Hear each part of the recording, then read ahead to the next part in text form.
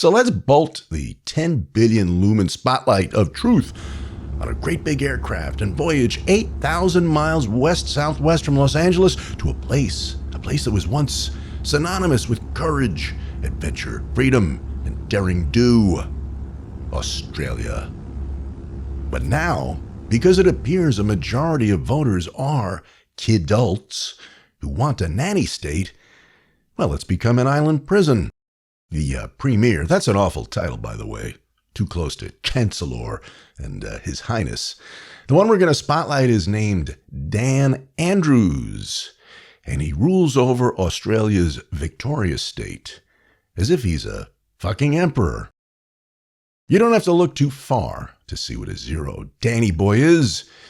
He's never achieved or accomplished anything in his life.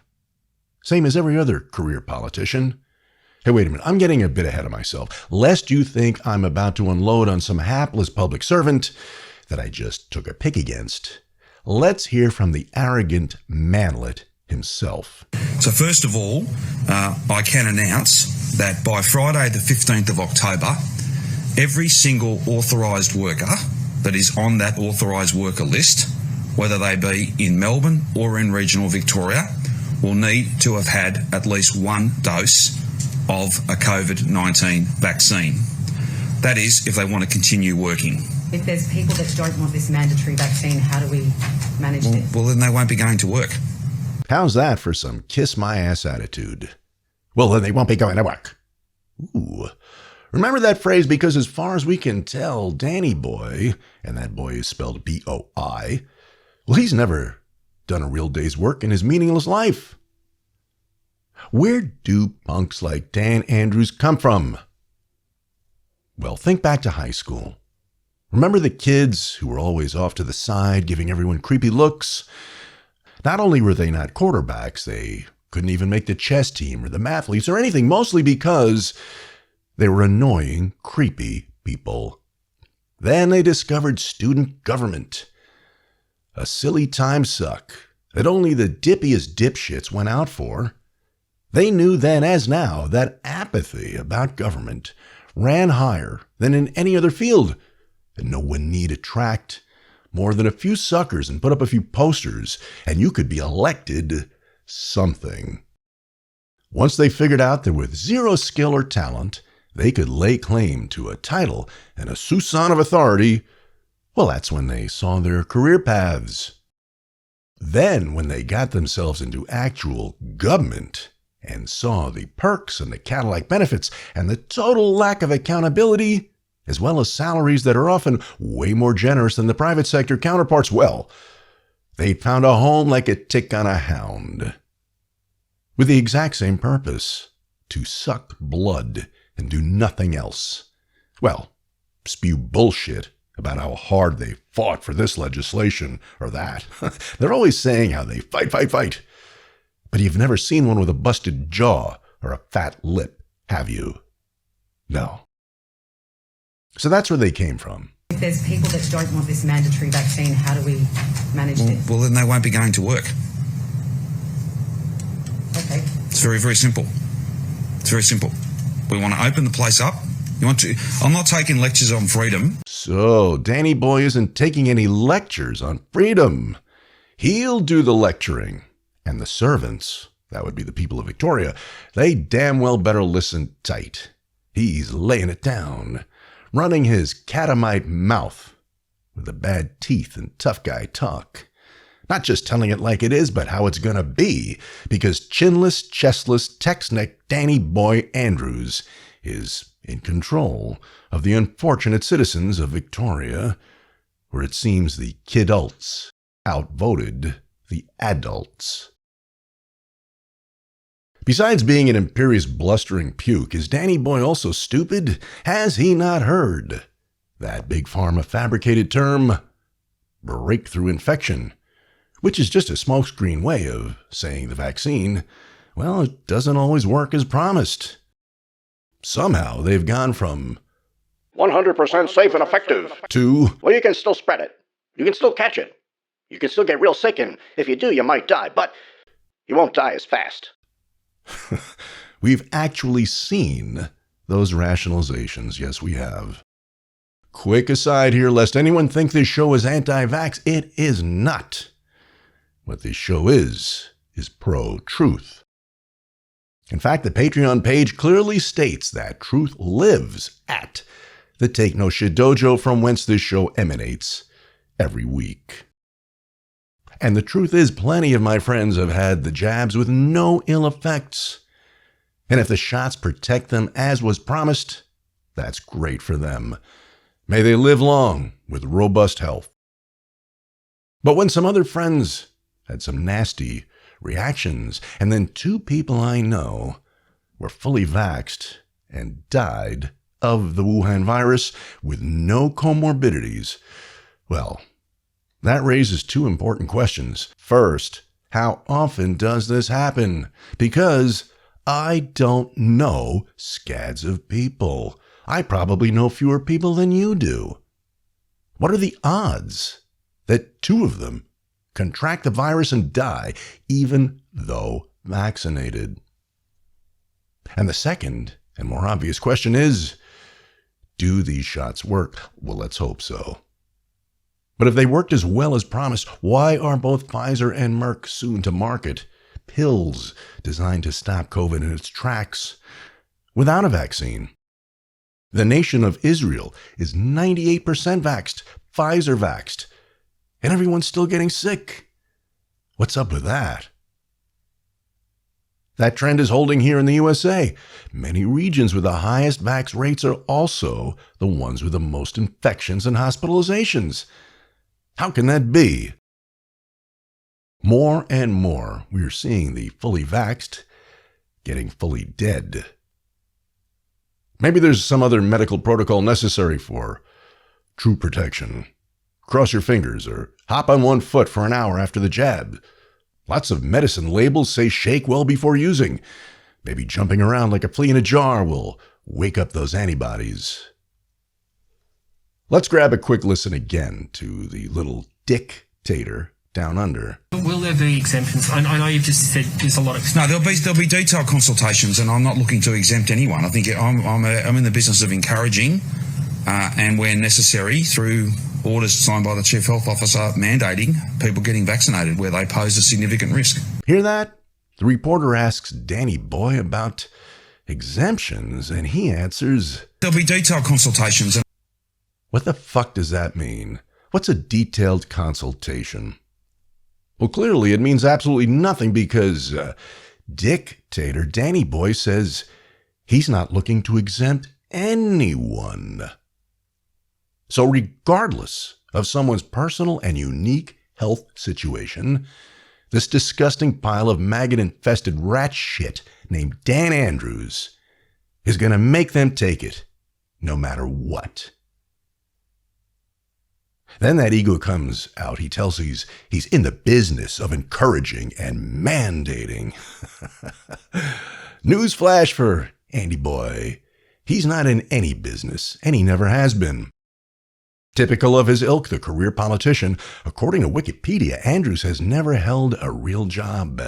He's had his crooked yellow teeth clamped tight on that government tit for his entire pathetic career.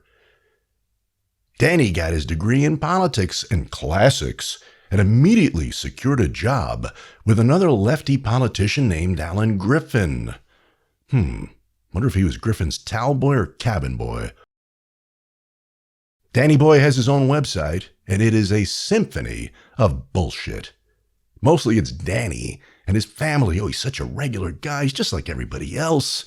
Danny and wifey and kids, a wedding picture, all the cliches that kidults lap up like bag of maggots laps up ice cream. In an attempt to position himself as even more a man of the people, Ticklish Dan's page says, quote, after finishing school, Dan moved to Melbourne to go to Monash University, driving trucks, selling hot dogs, and working in a bottle shop to get by. Danny's mummy and daddy owned a pretty big cattle ranch, along with other businesses. If Sonny-boi ever drove a truck, or sold a single hot dog, or worked in a bottle shop, whatever that is, And those are big ifs. He probably didn't do it to get by.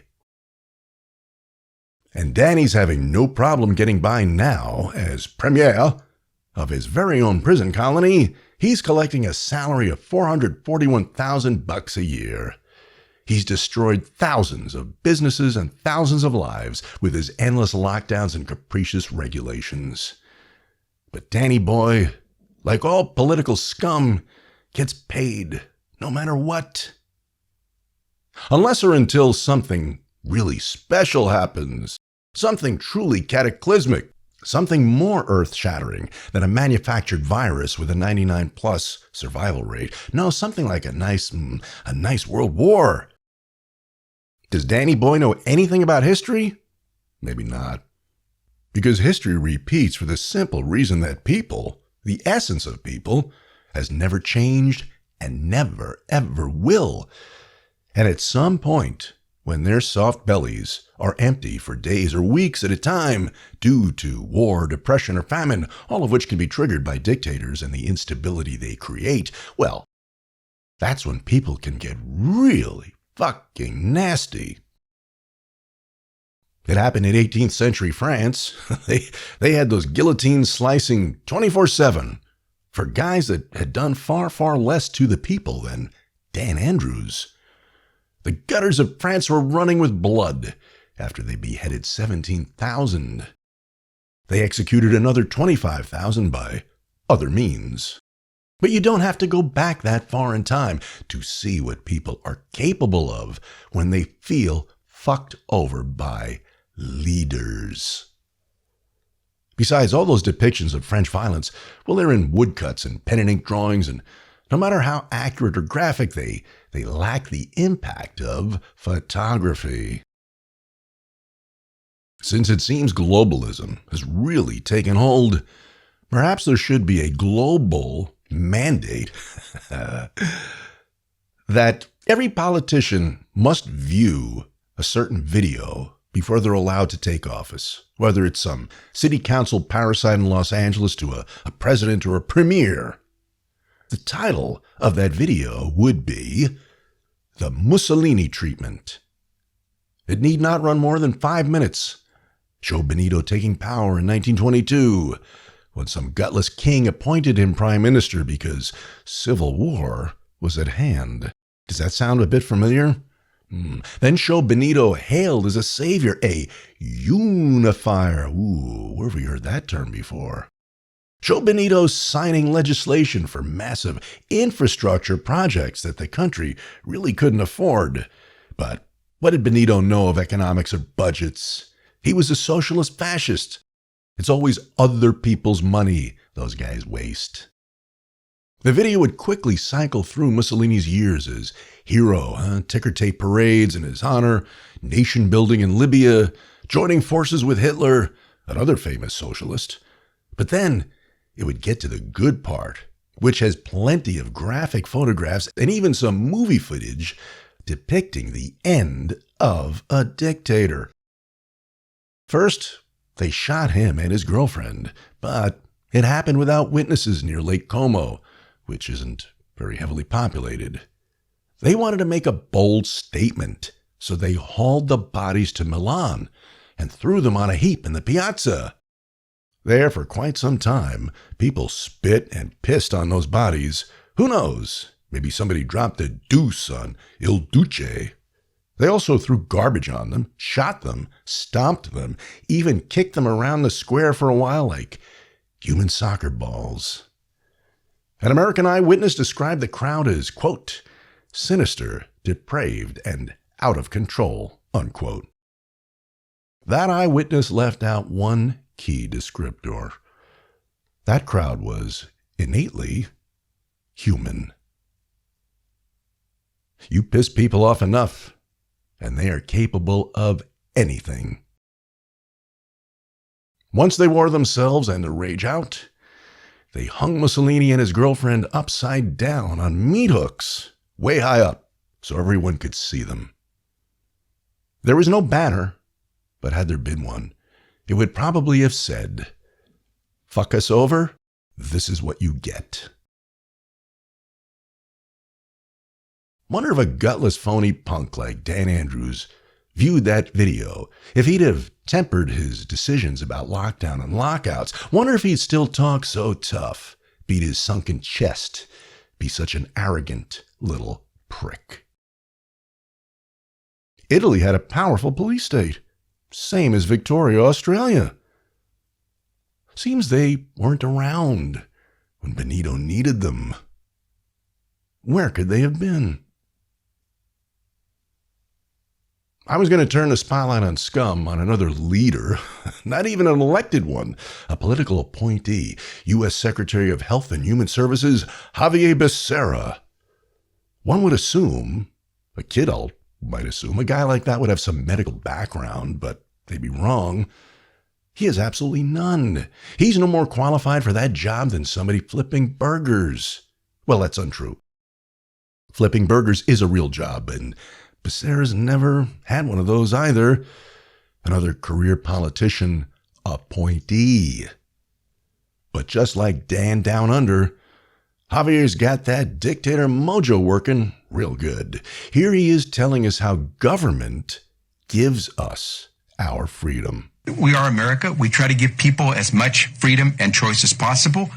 There you have it again, the imperial we. And then they try to give us as much freedom as possible. The government, the givers of freedom. Maybe I'll spotlight Becerra next week if there's listener demand, I will.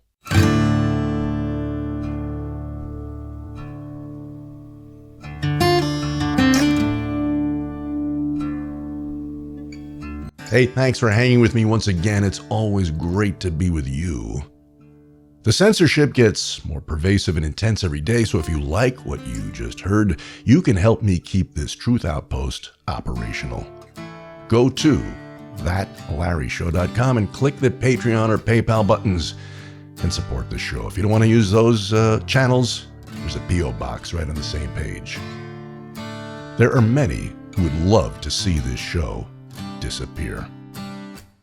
You can follow us, for now, on Facebook, Twitter, Instagram, and Mastodon social networks. You'll find links for all those also at thatlarryshow.com. If you want to write to me, the address is thatlarryshow@gmail.com.